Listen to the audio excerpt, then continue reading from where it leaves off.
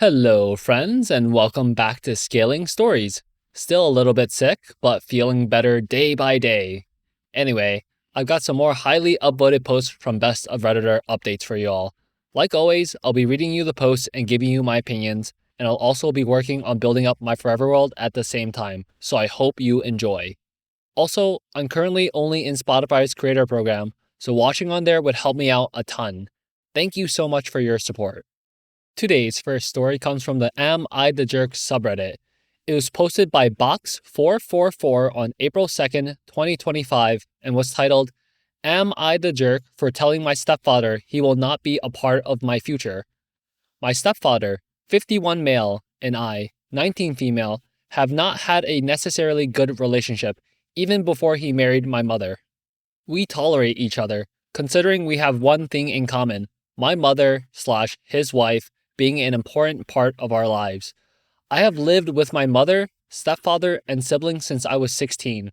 He has very specific rules of living in his house, which I follow. I also pay rent now because that just makes sense since I'm an adult.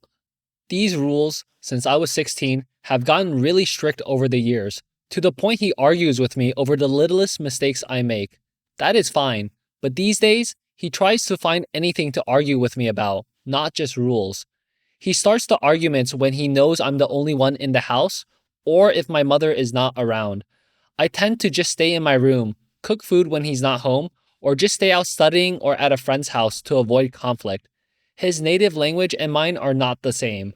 The language here is my second one, so I don't like arguing since I can't express myself well. The arguments have been happening more frequently, to the point he does it in front of my mother too. I can tell she is uncomfortable seeing it, but doesn't add to the situation because she doesn't want to pick sides. He uses the language against me while arguing, telling me not to speak my native language in the house either, whether to my mother when I don't know a word in the language spoken here, or when I'm calling my dad since he only speaks our native language. This, coupled with other things happening, has put me on edge. I work and study. Last week, I was getting ready for work, a late shift, and only my stepfather was home. I was putting my things in my bag, and he came over to start an argument over catching my mother and me having talked in my native language the day before. He argued that we should not speak in a language he doesn't know because we could be talking badly about him. We weren't talking about him, but about how I wanted to change workplaces, same company, different town, but he didn't believe me. We even switched languages to his when he came into the living room when it happened. The argument got heated, and words were thrown around on both sides. He said something very left field that he knew I didn't like discussing. A traumatic time when I was 15. I was so angry I said he now had no place in my future. My future wedding, he wouldn't attend, but my mother could. My future children, he wouldn't be a grandfather to, but my mother would be a grandma. He told my mother, who, for the last week, has been tiptoeing around it. I feel bad for her, as she is caught in the middle of this, and apologized to her. I know I'd been way too harsh on my stepfather, but I don't want my future to be filled with more arguments, especially not on special things like a possible wedding or kids. I will be moving out soon, since that's been my plan the last few months. I finally found an affordable apartment, and maybe that will relieve some tension. Scaling Stories Corner. Nah, her stepdad is messed up for that. You would think that if you're a person marrying someone who already has a child, you would at least want to be on good terms with said child. I have no idea why this guy seems so aggressive towards OP for no reason. And of course, we're only getting OP's point of view in this, but it really doesn't seem like she's done anything wrong to deserve such treatment from her stepfather, besides talking in a different language. And like, what? What do you mean talking in another language is forbidden in your household? Like, you're actually that insecure that you think other people are trash talking you if you can't understand it? I think that's gotta be some big insecurity and projection about what he thinks about himself, if that's the case. Also, I'm disappointed in OP's mom because as a parent, who you're dating and how they treat your child is very important. This is not a case of the stepdad mistreating OP secretly and the mom never finding out. The stepdad does it in front of OP's mom, and OP's mom does not do anything to stand up for OP. OP is also only 19 years old and paying rent, So why is she being bossed around about what she can and cannot do at home when she pays to live there? So it's a good thing for her that she's moving out soon. Now here are some of the top/relevant comments from the original post. Commenter 1 says, "Not the jerk. You are an adult, and he has no business trying to tell you what you can and can't do. Does he try to isolate your mother also? Or is it just that he doesn't want you to talk in your native language? I can only imagine what he is going to attempt to tell you about raising your children. Start keeping your phone on record when he alone is around. And for God's sake, get the hell out ASAP." OP says, "In the house, we have general rules we have to follow and also just specific rules for us too. Both my mother and I aren't allowed to speak in my native language. If he's around, then we have to speak in his language." Commenter 2 says, "Not the jerk, but you need to learn to gray rock. Just because your stepfather is trying to start an argument doesn't mean you need to respond." OP says, "Generally, I try to leave arguments, but we have an open door rule. So if I leave to my room, he will come in to further it. Instead, I usually just leave the house if the arguments get heated, but before I move out, I'll try the gray rock method." Commenter 3 says, "Not the jerk, but I have to address this. I can tell she is uncomfortable seeing it, but doesn't add to the situation because she doesn't want to pick sides. This is not accurate, and I think it is important you start to understand that now. Your mother has chosen a side, and it is his. He is treating you poorly, and she is doing nothing to stop it. She is not staying out of it. She is letting him abuse you. Please do leave as soon as you can for your own well-being." Commenter 4 says, "This, OP. Sadly, your mom has failed you. She should have chosen you, her child, not the immature person she married. Her silence is her choosing his comfort over you." OP, downvoted, says, "My mother has known him since they were teens. He was actually her first boyfriend back then, but he broke up with her back then, and they re-met at a school reunion when my parents were still married, though she did divorce my father a few months afterwards." Commenter 4 says, "That's no excuse for how he treats you and her silence. You deserve better from your mom." OP says, "I know it's not an excuse, and I'm not at all trying to justify my mother's side. I just wanted to put context on my stepfather and mother's relationship. It's one of the main things that set off alarm bells in my head when I first learned of him 6 months after my parents divorced.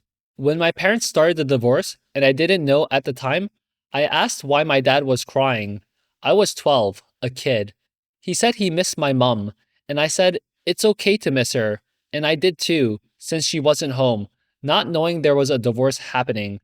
My mom knows very well I didn't agree at all with the way she did it. She blindsided my father, left her 2 kids, and moved in with a new family. Of course, as a kid, I was more than just hurt." Commenter 5 says, "He sounds awful. I don't blame you. By the way, not be apart means stay together. I think you mean not be apart." OP says, "Thank you for the correction. I'll try to remember that. English is my 3rd language." Update 1 year, 2 months later. It's been a while, but I decided I should update. I did end up moving out and got an apartment, but a few months later, I moved back to my home country. Thankfully, with a smooth transition on my studies too. I'm also in therapy too, which has helped me deeply. It's been great to see my father, brother, and extended family again.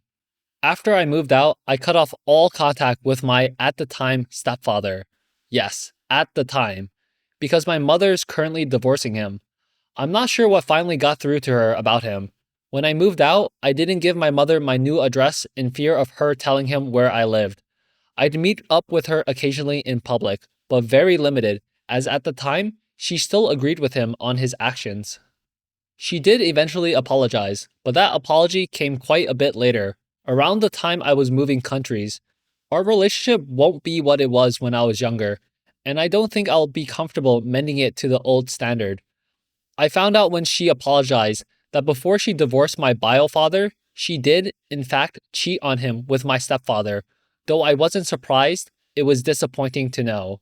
So, in a way, my words from before were true. He won't be in my future. I cut him out. And legally, he won't be my stepfather either in the near future. Life's good.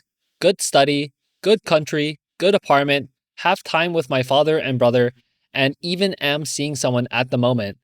Thank you, everyone. That's all. Scaling Stories Corner. Oh, I was wondering where OP's dad was in all of this at the time of OP's original post, but I guess she wasn't able to go to him because they were in different countries at the time. And yikes, that added detail that the stepdad was with OP's mother because she was having an affair with him is actually appalling. I feel like that could be part of the reason why she didn't stand up for OP, because maybe she felt like she already blew up her previous marriage to be in this one and didn't want to risk blowing up another. That's so crappy of her if that was the case. I'm glad OP is back in her home country and is reconnecting with her father and brother and everyone else. Hopefully, only good things happen to her from now on. Now here are some of the top/relevant comments from the update post. Commenter 1 says, "You're way too nice. But then again, that's to be expected after having been raised to be their doormat. She doesn't deserve the right to ever speak to you again after what she's been doing year after year. She divorced him. You know what? Too little, too late. It won't make the effects you suffered from the emotional abuse vanish all of a sudden. By giving her any access to you, you're telling her she had the right to do what she did and doesn't need to be held accountable for it." OP says, "One of the things I'm working on in therapy. Cutting contact fully is the most likely route I will go. But first, I need to understand my feelings fully and recognize everything properly that happened. It takes time, but I'm focused on myself now and keeping my peace. Thank you for your insight. I do understand what you're saying." Okay, friends, so that concludes our first story of the day. Next up, we have a story from the Legal Advice subreddit. It was posted by StupidFenceThrowaway on January 10th, 2020, and was titled, "My neighbor is vandalizing their side of my fence because it's facing them and therefore it's theirs. This is really stupid, I swear, but I'm not sure what to do, or if they're correct, or what. I live in Minnesota. I own our house. In May, I had a fence put in, a 6-foot cedar privacy fence. It encloses my backyard and runs up my side yard as well. We had our property professionally assessed and marked where the property line is, and we put the fence on the property line. My neighbor has just recently moved in. Their backyard is fenced on 3 sides because all of his surrounding neighbors have fences. So, the side we share is my fence. The neighbor behind him has a chain link fence, and the neighbor on the opposite side has a slightly taller chain link fence. The side of the yard facing the road is open. Driving home from work the other day, I noticed they had painted all over the side of my fence that faces their yard. Not like all one color, but just painting random crap. The kids, 2 younger kids and one possibly 13-ish, were let loose, and it's a mismatch of colors and pictures and whatever. I'm pretty upset by this, as this fence was not cheap. I got home and asked the significant other what we should do, and then I went over to talk to the neighbor. The neighbors, as it turns out, are entirely psychotic. The husband answered the door in his boxers and, right off the bat, was defensive. He stood there, chest puffed out, like he was going to fight me over it. I explained that I didn't appreciate him painting on my fence. I didn't actually get much farther than that because he blew up at me, ranting about how, since it's on the property line, the half of the fence that's facing them is their fence, and they can do what they want with it. The wife showed up at some point, absolutely hammered, and added to the chaos. I eventually bowed out and went home, and told significant other that we should just let it go. It's just paint, and I know that if we have any extended negative interaction with the neighbors, it's probably going to be a never-ending headache. But now they're vandalizing it. It's being used as a backstop for what I think is a set of throwing knives by the younger teenage boy, as well as airsoft target practice. They're hanging screws and nails into it to hang targets and stuff. Paint is one thing, but the physical damage will shorten the life of the fence. I guess I'm just wondering if what they said is true. I'm finding minimal info about it. It is on the property line, but the idea of the side facing them being their side seems really ludicrous, but I can also see that being a thing since it borders their yard. Can I file a police report for damage to the property? Also, what legality do I have for cameras? A friend suggested putting up cameras, but since it's in their yard and they have a reasonable expectation of privacy, I don't think I would be allowed to do that. Update 3 months later. Updating this post. So, I got a lot of good advice. I was pretty not happy to realize that I'd probably be in for a long haul of BS, but ultimately decided to see just how much of a headache it would be to have dealt with. I did find a lawyer who I was prepared to contact. The first thing I did was contact the fence company, since that seemed nice and easy to start with. In my original post, it was suggested that because the fence posts are on my side, that makes it on my property, so I called and asked them. You guys, that fence company saved my ass. I told them what was happening, and they had me come in to talk to the guy who owns the company. It's a small family-owned business. He told me that the fence is entirely on my side. I said no. I asked for them to put it on the property line. He said he knows what I had asked, but their company policy is to not put fences exactly on residential property lines and instead to shift the fence 5 inches in off the property line. This isn't anything in their contracts, on their website, or anything. He said they should have mentioned it to me when they did the install, but they don't like to because people get mad about it. Apparently, they had a situation almost just like this that they got tangled up in and just ended up starting to refuse to touch residential property lines because of the potential headache down the road. So, while I think I maybe have some opinions of just installing fences a few inches away from where the owners want it without telling them, I can't complain because clearly it worked in my favor. The property assessment people had put flags down on the property line and marked the corners with stakes, and while the flags were pulled, when I went out to where the stakes were, the one at the back of the property, the one in the back corner, was still there. It's real weedy and untamed.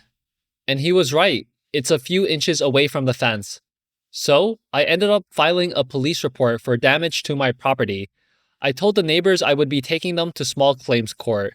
They did not like that at all. I told them they can either pay for me to replace the panels that were vandalized, as well as installation costs, or I'd go to court and make them do it that way. In the end, they paid. Of note, the wife was there the last time I went over. It's only the second time I've talked with her. She was sober this time and seemed pretty apologetic, even if her husband was not. Also of note, the son actually came over while I was in the front raking up the winter lawn litter in the yard and apologized as well. He said his dad told him I said it was okay to use the fence and offered me money as compensation because his dad told him he would have to be the one to pay for some of it because he ruined it with his targets. I have no idea why, because the new fence panels, 6 of them all in all, were already paid for and installed. I can only imagine his dad wanted his kid to be punished because he was angry. I am not sure what was going on in his head. I was so mad. He had almost $250, which is a lot for someone his age, and offered it all to me. I ended up telling him to keep it, tell his dad he gave it to me, and if he came asking, I would tell him I took it, and told him I didn't blame him for the damage or expect him to pay for it. He was surprised and ecstatic and said he was hoping to have enough for a PS5 when it comes out. I told him when the spring fully rolls around, if he's interested, I have plenty of yard work he can come do to earn the rest by the time holiday season rolls around. So, to bring us to present day, I have had no other interaction with the neighbors. It's been surprisingly peaceful. The neighbor kid came and did a bit of yard work before COVID rolled around and earned an extra $50. I told him lawn mowing doesn't violate social distancing rules, so if he'd like to do my yard when he does his own, he would be paid for it once it's nice enough out for the grass to grow. All in all, it was pretty successful. So thanks everyone for the advice. You're all great. Quick edit to add because I'm getting a lot of PMs about it. Adverse possession wouldn't apply. In my first post, it was gone over that the neighbors would have to be able to prove that they have both had the property for 15 consecutive years, as well as been paying taxes on it for 5, and be able to prove it. ScalingStories Corner. So, always a little awkward trying to cover legal advice posts because I'm obviously not a lawyer, and it's like hard to give opinions on what OP should do when they're not asking if they're the jerk in this situation or about whatever relationship woes they're in, and instead asking for the best legal Reddit advice. But I really liked how this story turned out. My thoughts are that the neighbor dad was such a massive prick. Like, it's actually crazy. How angry do you have to be at life to be so aggressive towards people? The guy knows he didn't pay for the fence, so of course OP is mad that you're doing crap like painting on it. And then the guy lied to his son that OP gave them permission to do stuff to the fence, like use it for target practice and crap. And then he tried to force his son to pay for the fence damages when OP found out the fence was actually entirely on his property. That is just such a garbage father, and I feel bad for the kid in that situation. But it looks like he has a really good head on his shoulders. And it was really nice that OP wasn't spiteful towards the kid because of his father, because I can definitely imagine some people would tie the child to the father's actions in these kinds of situations just because they're related. Okay, friends, so that concludes today's video. Leave a like and comment down below to let me know what you thought of it, and I'll see you again tomorrow. Take care.